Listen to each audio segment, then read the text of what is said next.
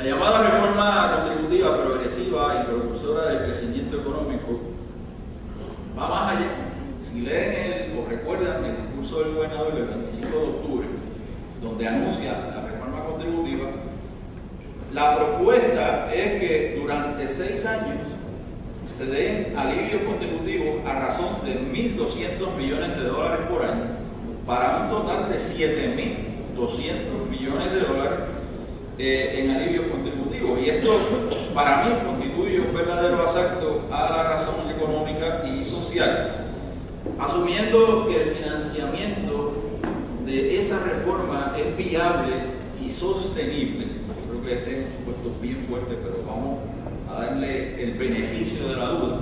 Vamos a asumir que esa reforma está blindada, que la ley 154 que impone el arbitrio del 4% contra las corporaciones foráneas no le van a poder dar la vuelta, que van a tener que pagarlo, que no se van a ir. Es decir, que la reforma sea viable y sostenida. Entonces, ¿cuál fue la necesidad de la ley número 7? ¿Cuál fue la necesidad o lo que pudiera justificar el despido de decenas de miles de empleados públicos y la pérdida también en igual proporción de empleos en el sector privado por vía del efecto multiplicador? Esto no es un problema del sector público nada más. Todavía tengo fresca en mi memoria las escenas de llanto, de sufrimiento, de, ¿qué diríamos?, desorientación de personas que perdieron el empleo. Perder el empleo es como perderlo todo.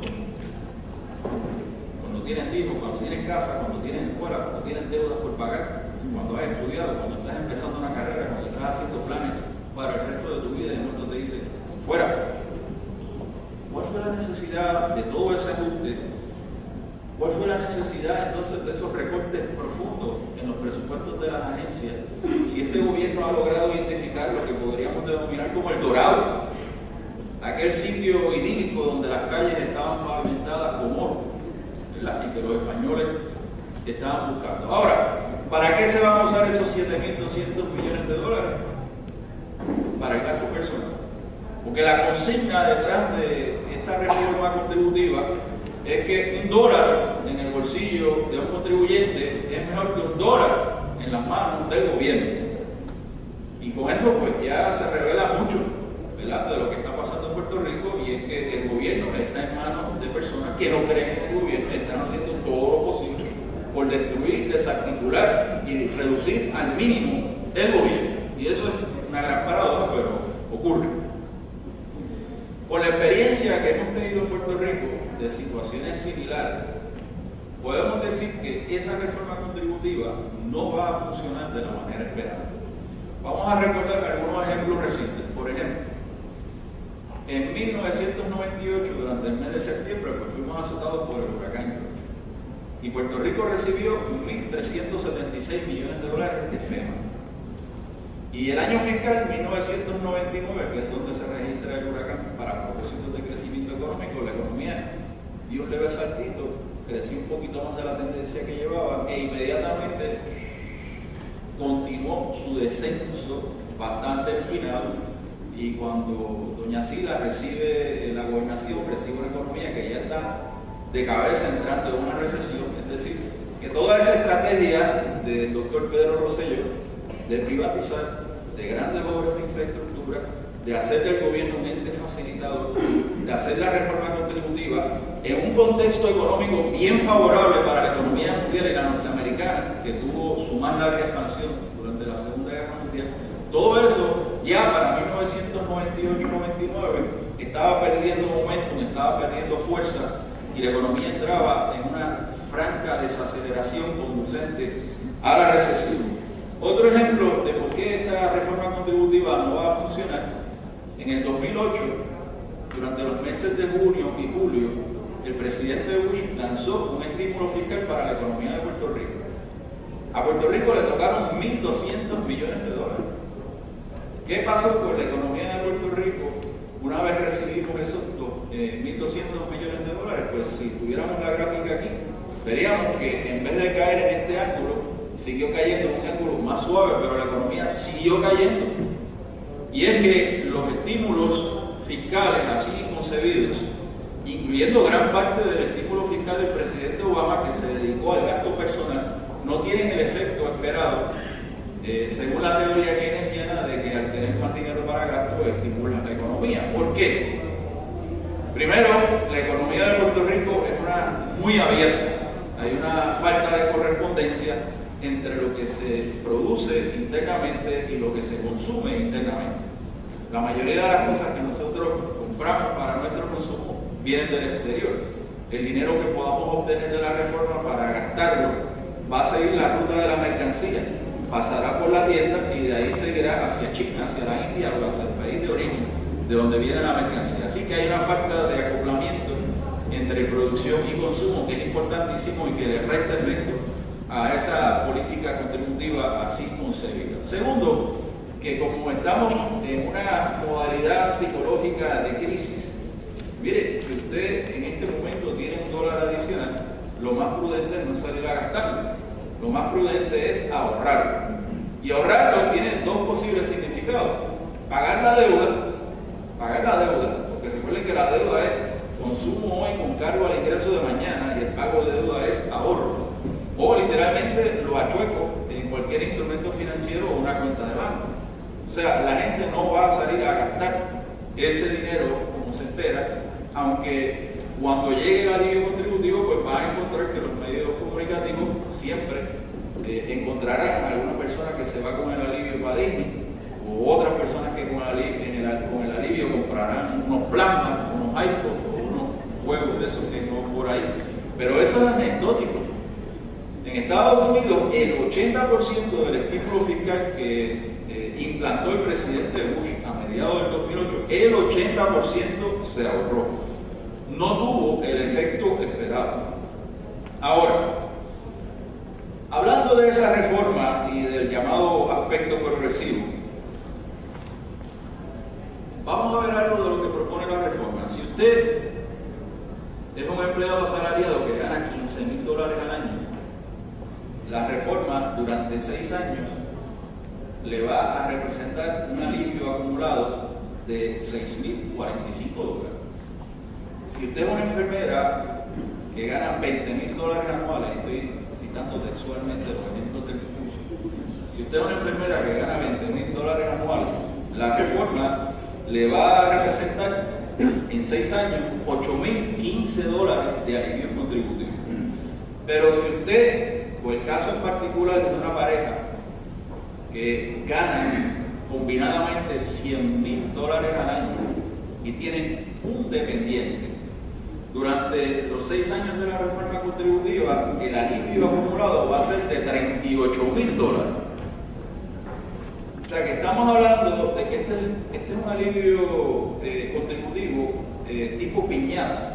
Todo el mundo participa, la rompemos, o coge lo que pueda, pero también que una familia que tiene $100,000 de ingreso anual, que tiene un solo dependiente y que tiene casi 5 veces o más el ingreso promedio de la familia puertorriqueña en 6 años, tengan alivio contributivo $38,000. O sea, más de 2 veces el ingreso de quien trabaja por salario mínimo de $15,000 anuales. Eso no puede considerarse como una reforma contributiva progresiva. Además, hay que recordar que esta reforma también pretende beneficiar al sector empresarial en Puerto Rico. Y hay que ser aquí bien claro, porque en la viña del Señor hay de todo, pero la verdad es que aquí hay unos representantes, no solo aquí en este foro, sino en este país, unos representantes del sector privado que dicen que los negocios en Puerto Rico pagan las tasas contributivas más altas del mundo. Miren, los negocios regulares en Puerto Rico, de su ingreso bruto total, deducen el 92% como costo de operación. Y el otro 8%, que es lo que queda, es lo que entonces paga 35 o 39% de contribuciones. Miren, si el gobierno me deja deducir en mi planilla de asalariado el 92% de mi ingreso, yo le pago el 40% o le pago el 50% de lo que sobra.